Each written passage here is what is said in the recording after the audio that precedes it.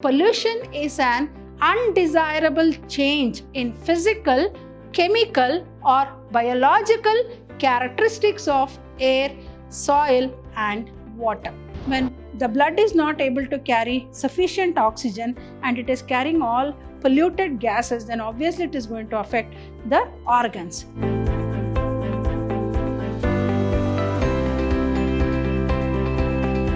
Hello everyone, welcome back to another interesting chapter of your second PUC, that is environmental issues. So I heartily welcome you all for the session 1 of this chapter called environmental issues. Hope you remember this is such an interesting chapter and a very important chapter. As we all know that day by day our environment is getting polluted, may it be pollution of air or water or soil. What are the reasons for the increase in these pollution? So we can quote many reasons for the increase of this pollution, may it be water, air or soil. So this is a chapter which is going to throw a light on how these pollutions are caused and what are the measures that need to be taken to protect our environment from these pollution. I think it is bound duty of each and every citizen of our country to see to it that we protect our environment. As we know that environment is so very important for a human being. There is always a continuous interaction between the human and the environment in one form or the other. And we all know that we cannot survive without environment, and it is a bound duty to protect and conserve this environment and reduce pollution. I think all of us know by the increasing population, so also the needs and the greed is increasing day by day, and due to anthropogenic activities of man or human activities, the environment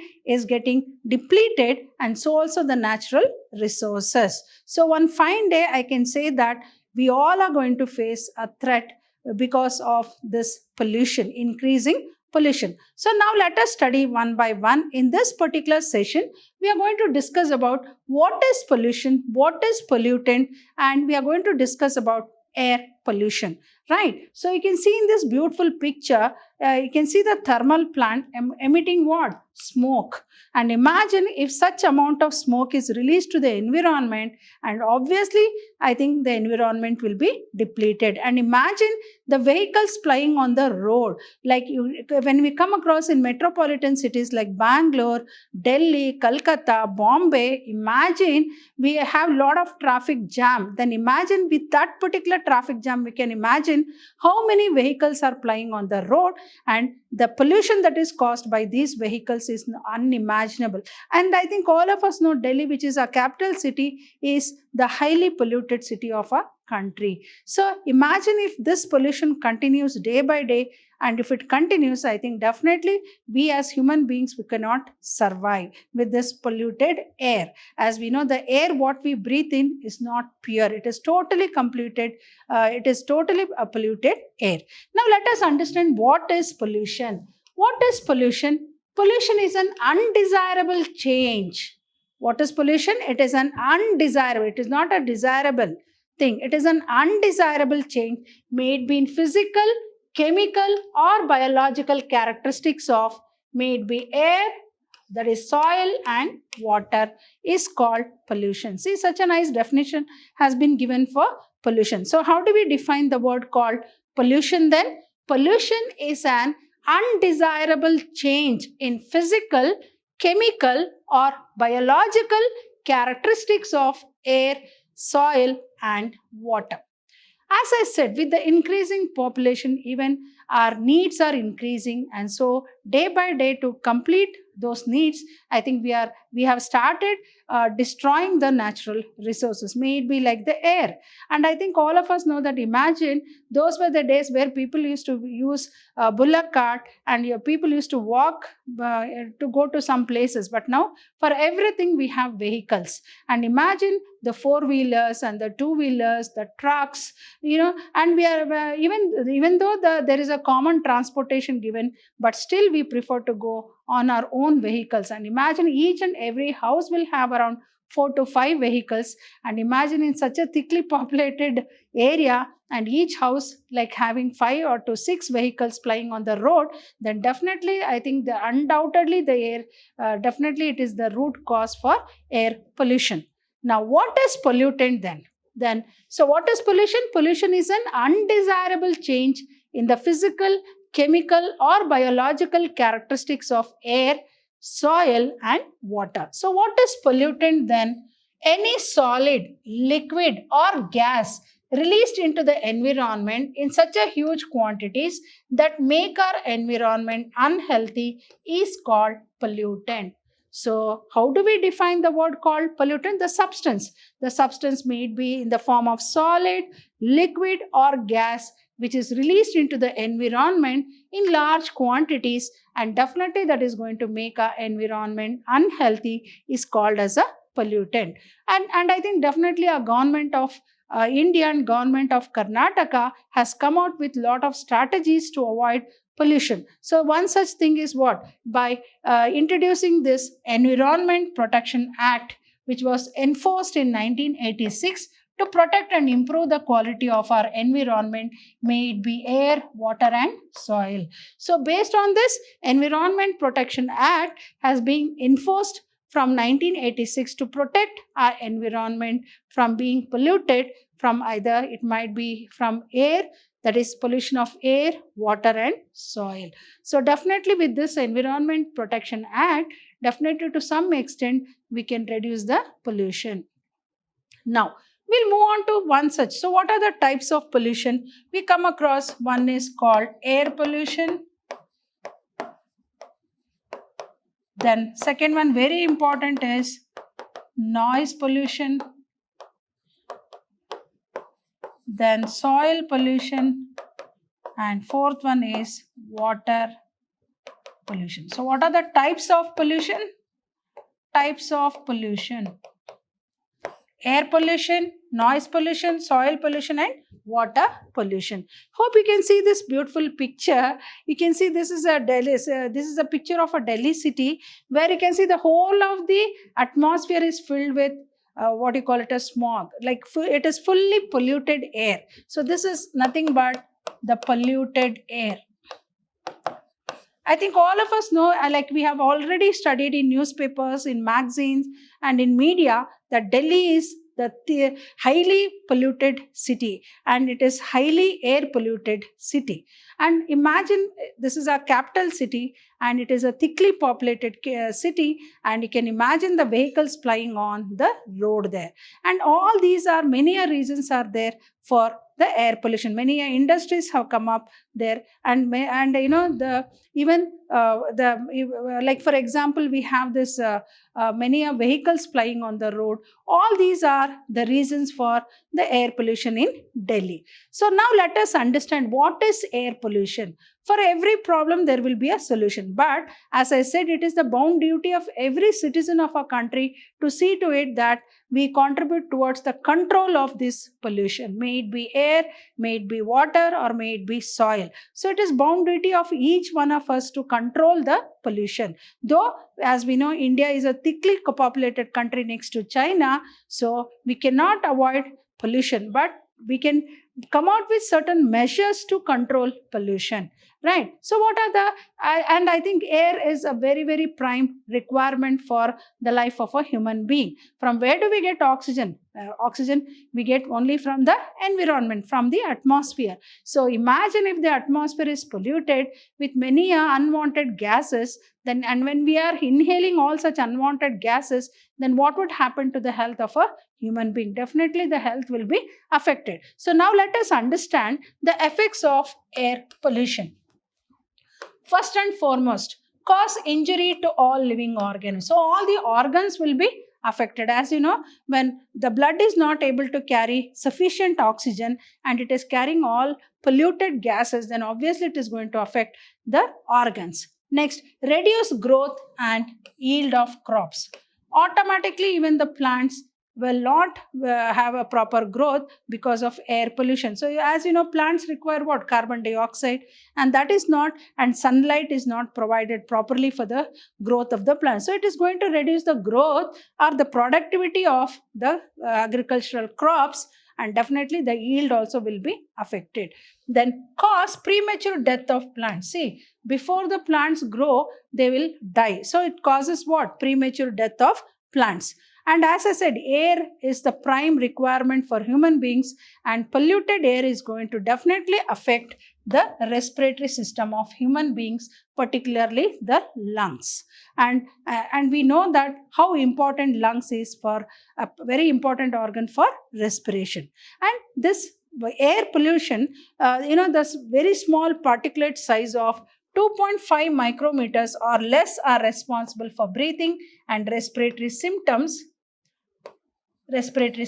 like irritation, inflammation, and damage to the lungs, and cause what? Premature death. I think imagine if we go to Bangalore. Bangalore also has become a thickly populated city, and I think many people are having lung diseases, lung problems, and asthmatic, and it is all because of the air pollution there.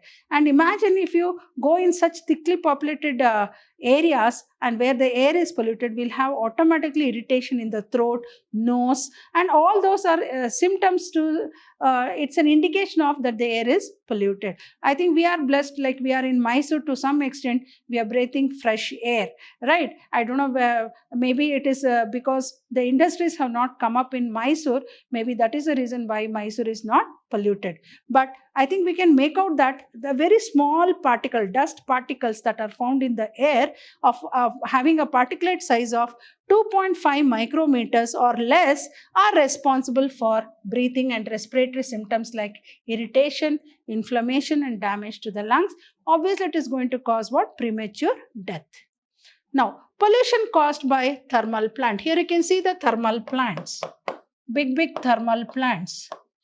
Yes, all these are very important to maintain the economy of our country. But at the same time, they should also come up with certain strategies where they can reduce the pollution. So that is very important, right? So pollution caused by thermal plant. Thermal power plant and smelters release particulate matter. As I said, very small particles of, as I said, what is the size of the particle? 2.5 micrometers. 2.5 micrometers small particulates matter and gaseous air pollutants. So the thermal plants will evolve what? Release what? Particulate matter and gaseous air pollutant.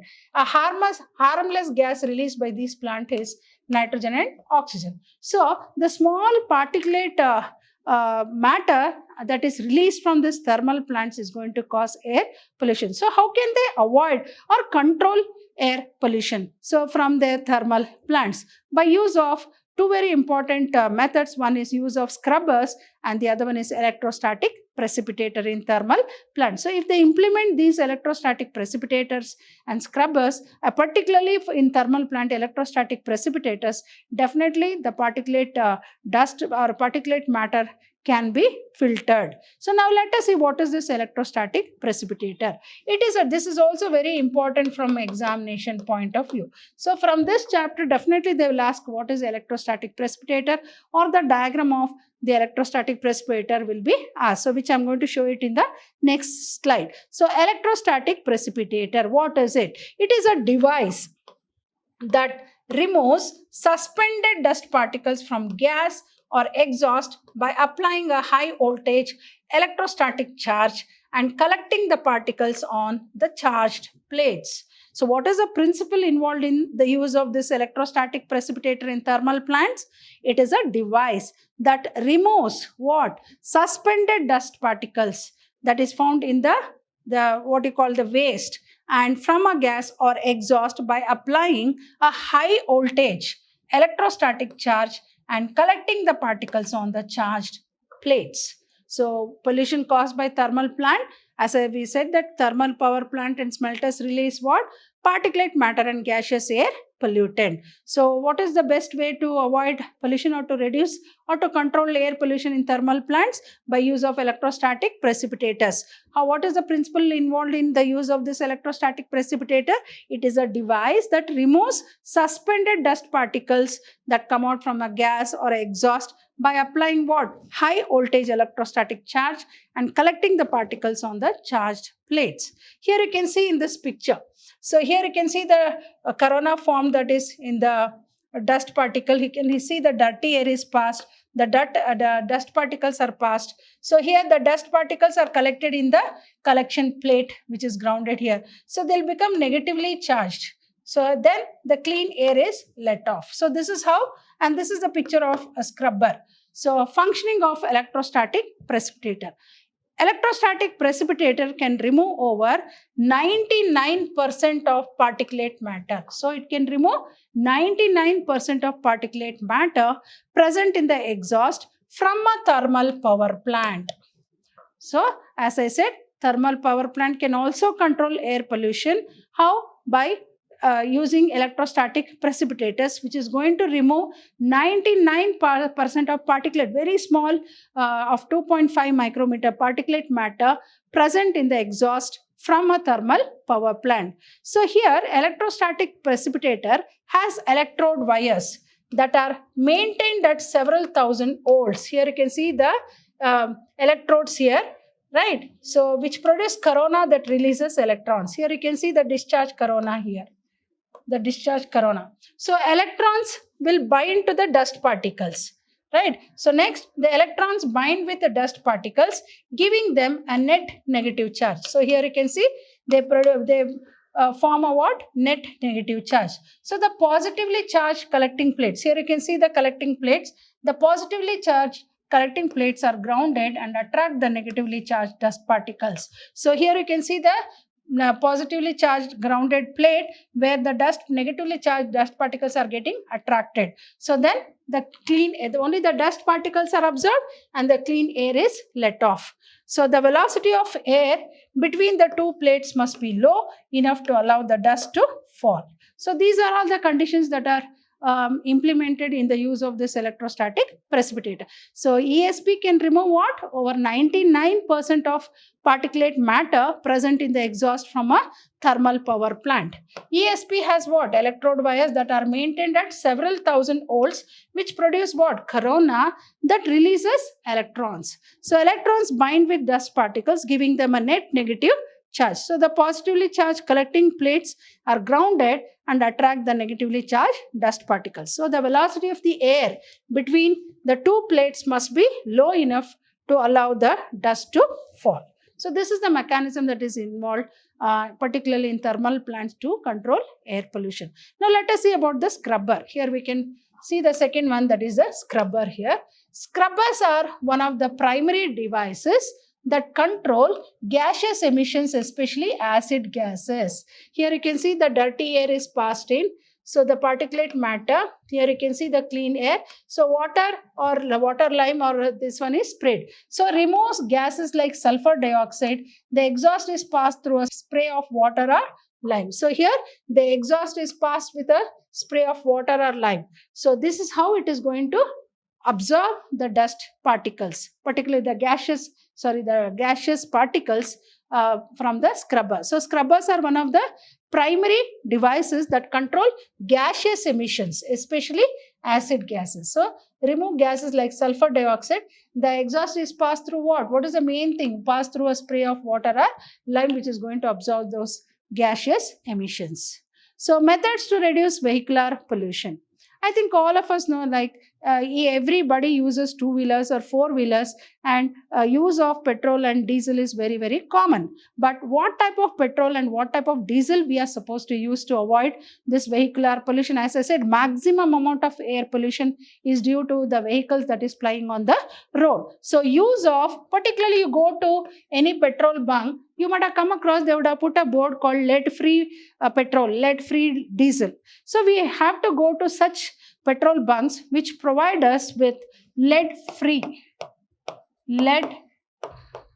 petrol or lead-free diesel. right? So use of lead-free petrol or diesel can reduce what? Vehicular pollution. And the best method is to avoid this vehicular pollution is use of lead-free petrol or diesel. And next very important is what? Use of catalytic converter in the vehicles. So one is use of lead-free petrol or diesel. Second one is what? Use of catalytic converter, which is going to reduce the pollution from the vehicle. So this is the best two methods to reduce vehicular pollution. So what is a scrubber? Scrubbers are one of the primary devices that control gaseous emissions, especially acid gases. Then they remove gases like what? Sulfur dioxide, and the exhaust is passed through what? Passed through a spray of water or lime. So what are the methods to reduce? So here you can see the electrostatic ESP, and here you can see the scrubber. So these two diagrams are very important from examination point of view. Definitely they're going to ask one of them in the examination. So what are the methods to reduce vehicular pollution? We cannot stop using vehicles. I think definitely not. That is not possible nowadays, I can say. But yes, of course, we can use the vehicles. But what type of petrol we need to use for our vehicles? Lead-free petrol or diesel, and can also reduce what? Pollution by using catalytic converters in the vehicle. Then what is catalytic converter? Now let us understand, as I said. So the best method is to apply or to use this catalytic converters in the vehicle. So here you can see one of the catalytic converter. So what is catalytic converter? A catalytic converter is a vehicle emission control device that converts toxic pollutions in exhaust gas to less toxic pollutants by catalyzing a redox reaction. I think you might have come across, we go for this emission test. So emission test is definitely done many a times for the vehicles. So that is very important test to confirm that the exhaust, that is the gas, that is the smoke that comes out of the exhaust will have less carbon monoxide. So here a catalytic converter is a vehicle emission control device that controls toxic pollution in exhaust gas to a less toxic pollutants by catalyzing a reaction. So we can use these expensive metals, namely like platinum, then palladium and rhodium as catalysts. Right? So this is one method of reducing the vehicular pollution. So these metals, what are they going to do? They reduce emission of the poisonous gas like maybe the carbon monoxide. So all these are the very important methods which we need to implement to avoid the air pollution. One is use of lead-free petrol or diesel for the vehicles. Second one is, first of all, less use of vehicles. That is the best method. Like we need to use a common transport, like we can share with the friends when they are going for an office, common place. So all these are the things, like if you go to nearby places for a shopping or anything, we can go by walk. So all these are the methods where we can reduce the use of vehicles, but use vehicles in such a way that we use lead-free petrol or diesel and apply this catalytic converters for the vehicle. So what is catalytic converter? A catalytic converter is a vehicle emission control device, here you can see here, that converts toxic pollutions in exhaust gas to less toxic pollutants by catalyzing a redox reaction, having expensive metals, namely platinum, palladium and rhodium as the catalyst. So these metals reduce what? Emission of the poisonous gases. Now, so controlling vehicular pollution, a case study of Delhi. As we know that Delhi is a thickly populated city and more vehicles are plying on the road in the city. As we know, Delhi is the first city, thickly populated city, and this is the first air polluted city. So then what are the measures that are taken in Delhi to cut down this air pollution? As we know that, like if the same air pollution continues further, I think definitely it is going to affect the human life. So use of CNG is the best method. What is CNG? Compressed natural gas, and also to own out the old engines. So even that is also been put across by the Delhi RTO, where the old vehicle, plying of old vehicles which is going to emit more of smoke. So that vehicles also are banned from plying on the road. So use of compressed natural gas. This is the best method. So what is the advantage of using CNG than using petrol or diesel. CNG burns more efficiently, that is compressed natural gas burns more efficiently, and very little remain unburned. But when we use leaded petrol or diesel, most of the hydrocarbon remains unburnt. So that is also a cause for air pollution. So here very little hydrocarbon remains unburnt. Then cannot be siphoned. I think all of us know, like oil mafia also is there. When they take the tankers during the process of transportation, the petrol or diesel is siphoned, they remove, and to compensate that quantity they put kerosene. So that is how the petrol and diesel is adulterated. So here it is a gas, it is a compressed natural gas, so it cannot be siphoned, so it cannot be adulterated. That is one reason. Next, cannot be adulterated like petrol or diesel, so it cannot be siphoned or removed, and it cannot be adulterated like petrol or diesel. CNG is cheaper than petrol and diesel. See, imagine it is having so many benefits, then why don't we use or go for this CNG then instead of going for the petrol and diesel? So what are the advantages of CNG or that is the compressed natural gas? CNG burns more efficiently, very little remain unburnt, cannot be siphoned, and cannot be adulterated like petrol or diesel. CNG is cheaper than petrol and diesel. But as we know, everything will have pros and cons. But what are the disadvantages or the problem in the use of CNG then? One very important difficulty is difficulty in laying down pipelines to deliver CNG. So it is a gaseous connection should be given. So, so it is very difficult to go for uninterrupted supply. So what is the problem of use of CNG? Difficulty in laying down pipelines to deliver CNG. The non-assurance of uninterrupted supply. So if something if some pipeline gets stuck or if it is broken somewhere, then definitely the supply will be interrupted. So best method to avoid so it is like a case study of Delhi, where Delhi, as you know, it is a air polluted city. So how do we reduce this air pollution in Delhi? By use of CNG and also by owning out the old engines. So what are the advantages of CNG? Which is nothing but compressed natural gas. CNG burns more efficiently, very little remain unburnt, cannot be siphoned, cannot be adulterated like petrol and diesel with kerosene. Then CNG is cheaper than petrol and diesel, so it can be used. Then what are the problems of use of CNG? Difficulty in laying down pipelines to deliver CNG, the non-assurance of uninterrupted supply.